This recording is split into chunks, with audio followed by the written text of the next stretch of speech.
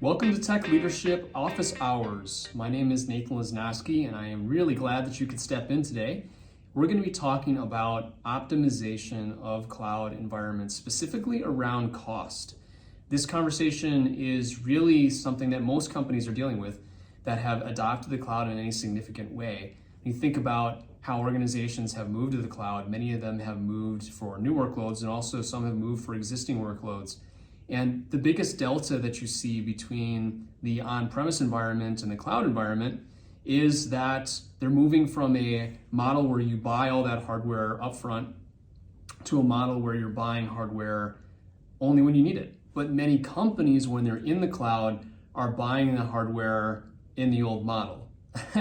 So if you think about this new environment, you're thinking about an environment that has a tremendous opportunity to be able to optimize its costs. I actually estimate that about 20 to 40% of all cloud cost is waste, which is pretty drastic if you consider the amount of opportunities for optimization that exist within many organizations. So we're going to go through some ideas that I want you to have some awareness of and that you can bring before your organization to help optimize those costs. So let's kind of start with one. So idea one is simply around awareness. It's having proper tagging of your resources so you can report the status of your spend back to the business. A lot of companies, they've dumped everything into one environment and put themselves in a position where it's very difficult for them to understand the cost because it's in one subscription, it's not properly tagged, it may be aligned to a cost center, but it really isn't represented in a way that lets them make intelligent business decisions based upon that data.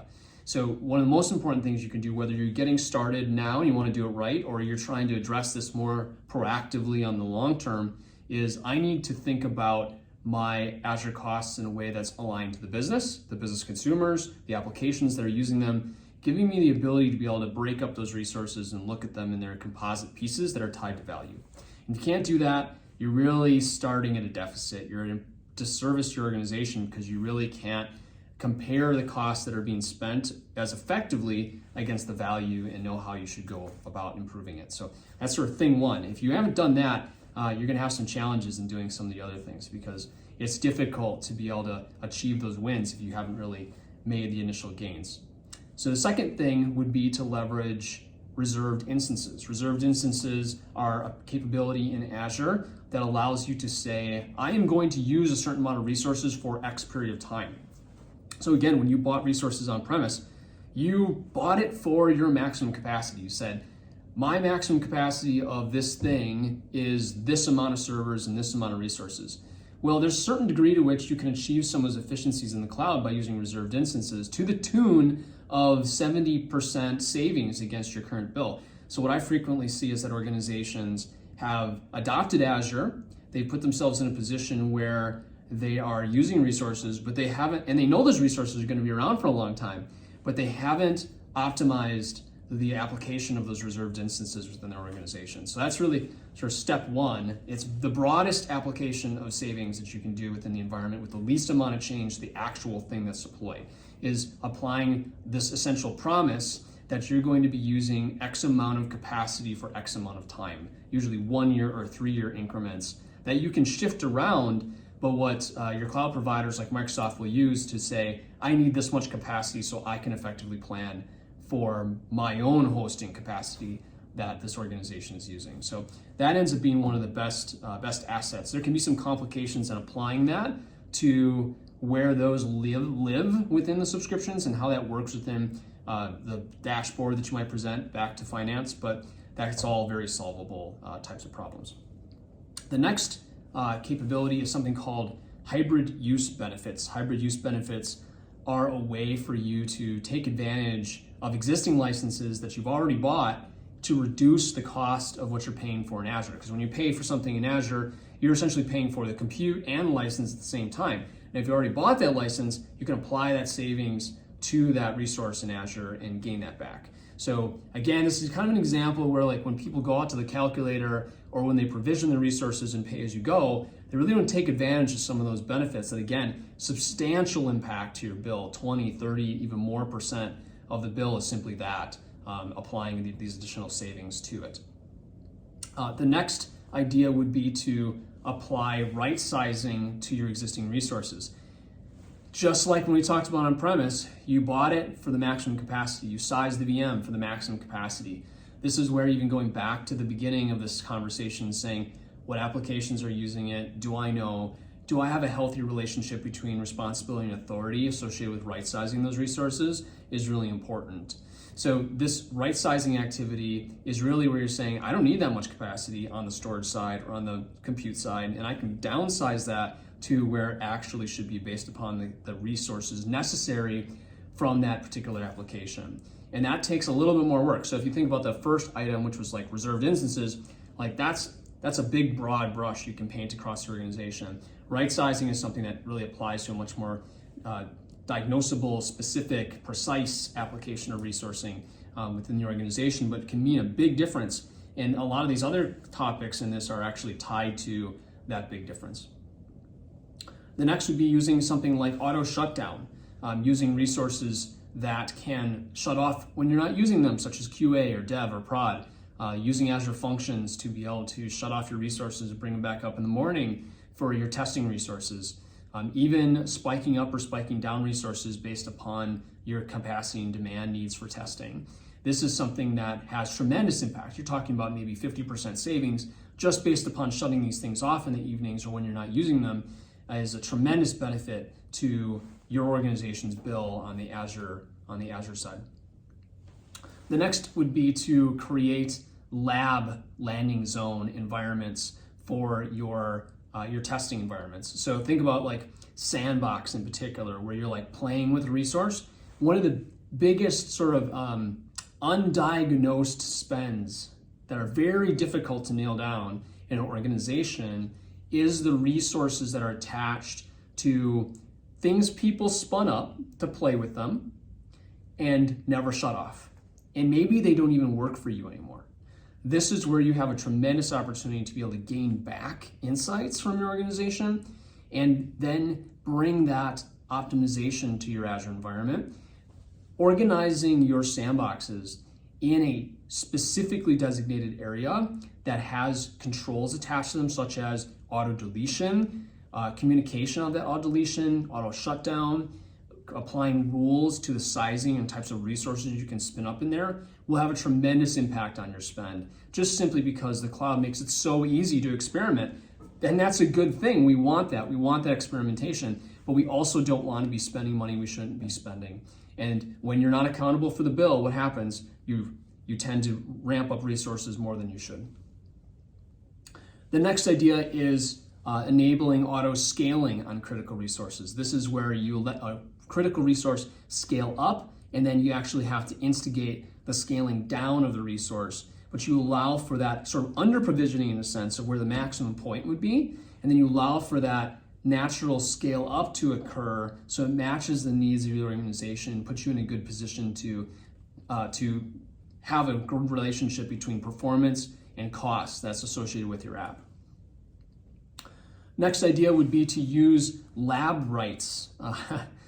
This is essentially that certain application platforms, certain SaaS platforms have lab instances that you can spin up that have a greatly reduced costs, especially if you understand the model. So for example, Cosmos database has an ability for you to spin up a lab instance, essentially a test instance that has free or substantially reduced costs, and that's on a per subscription basis. So if you did a really good job of kind of breaking out your subscriptions for each of your potential customers, you can take advantage of that, particularly in your dev and your QA environments, where these resources like Cosmos can be pretty expensive for the purposes of running your production application. So key thing to hit on there is really that optimization of the test instance.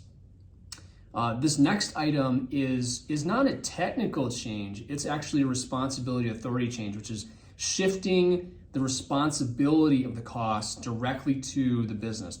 Shifting it as close to the business decision maker as possible, so there's a very close relationship between the value attached to the spend and the spend itself. So the most highly functioning companies are the ones that have taken the Azure costs and they've pushed those through to a cost center that actually moves into the costs of the business as opposed to sitting in IT.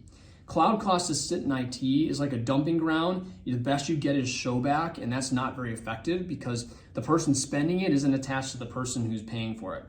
You need to attach those two things together and make that an impact that that person is willing to invest in because it's worthwhile, or not invest in because it's hitting their bottom line. The next would be to apply direct staff to your cost reduction exercises. What does this mean? It means cost reduction is not going to happen if you don't give it time. And one of the biggest reasons I see companies not apply things like reserved instances or automation to right size or scaling up or scaling down or application of different types of test instances is simply because they have a lack of knowledge, or they haven't applied time to the problem. They haven't applied people to go out and seek and find those opportunities to apply cost reduction.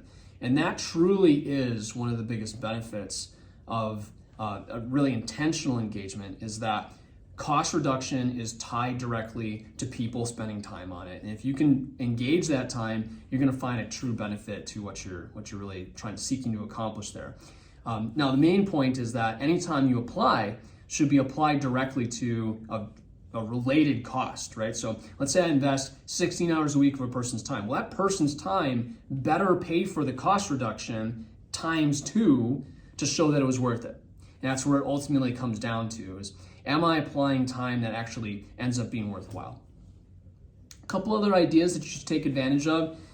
Spot instances. Spot instances are essentially like, I have all this like extra capacity in my Azure data center that's like, I have big chunk here, big chunk here, big chunk here, right? Then there's like these slices of capacity that exist around the data center. Spot instances lets sort of Microsoft use your workload to fill those capacity gaps.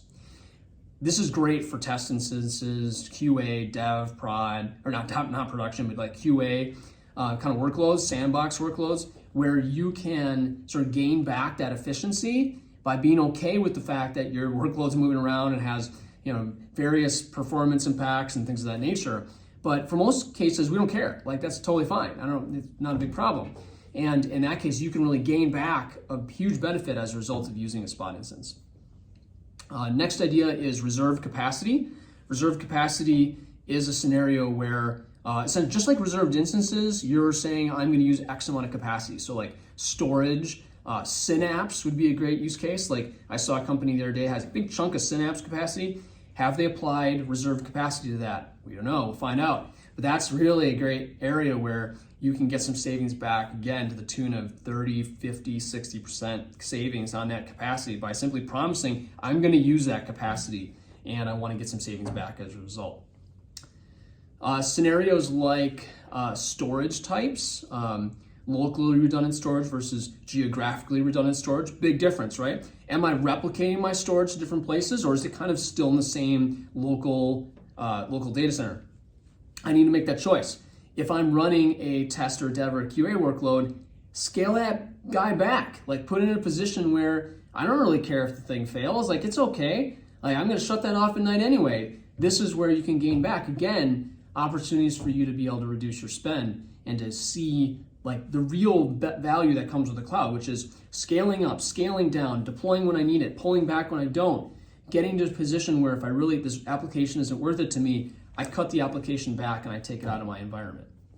Premium storage, another example. Some environments are deployed 100% with premium storage across the deck. You don't need it, right? In many cases, premium storage is perfect for the workload. In other cases, it's way overblown for the workload and we don't need it. And then I'd say the final scenario, and there's certainly more, is archival. Archival of storage scenarios, archival of workloads to positions where they don't need to be on or they don't need to be easily accessible, to a position where it drastically saves us money. This can be for file server content. This can be for big data content. This can be for virtual machine workloads that I lifted but don't really use anymore, but I need to keep a copy of. These workloads that are just running the tally. How can I reduce that? These are examples. So all these situations we just walked through, these are just some of the examples of where you can save some serious investment on your Azure environment. This is something that actually is really applicable across multiple clouds, and it's also something that at this point, our economic state, the do more with less mantra, this is what every cloud environment needs to either do A, proactively, because it's just getting into it now, or B, retroactively, because they put a whole lot of resources there but didn't govern it very effectively in the first place. So this is really a huge story that most organizations should be looking at. If they haven't looked at it already, it should be near the top of the list, because ultimately we have money to spend. If it's going into the cloud where it's not used, we should take that back. We should use it on something worthwhile, put it on the cloud where it will be used, and something that's going to add value to our organizations. So thank you for stopping in for office hours. I'm Nathan Lesnowski. I'm Concurrency Chief Technology Officer. You can find me on Twitter at nlesnowski or on LinkedIn. And also check us out at concurrency.com. We're talking more about these topics and really hoping that you can use some of these ideas to be able to optimize your Azure environment. We'll see you next time on Office Hours.